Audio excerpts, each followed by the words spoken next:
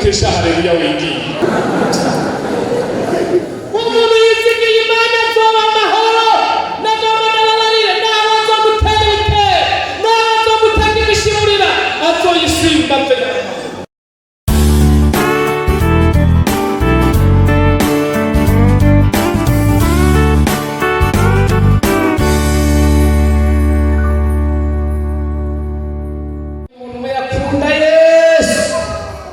Agakunda abantu bariko barasenga be hari umuntu asengeye gukumvura mukunzi.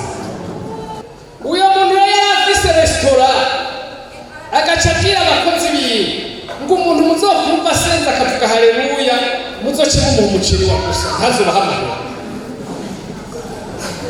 Hanyuma rero bakaza muri restaurant yiwe bagasenga turakoze haleluya shima Imana ngo ntimurihishe. Uzovuga haleluya wese jewe candyoherwa muzomuhinga zagusa. N'ibibandi biramenya ko uvuze haleluya baca bamuhinga zagusa, bigaca bigenda murakoze Mana haleluya ngo naho bayivuga nabi Yesu arashima ngo bahe nabo nyene bari.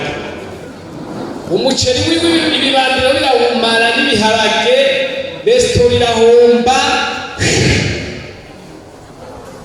abaratashe ngo ahomvye ntaceruka mugate kwimuka 93 barica abantu mu gisagara baca baramufata baramugaramika mu kinama ngo bamwice.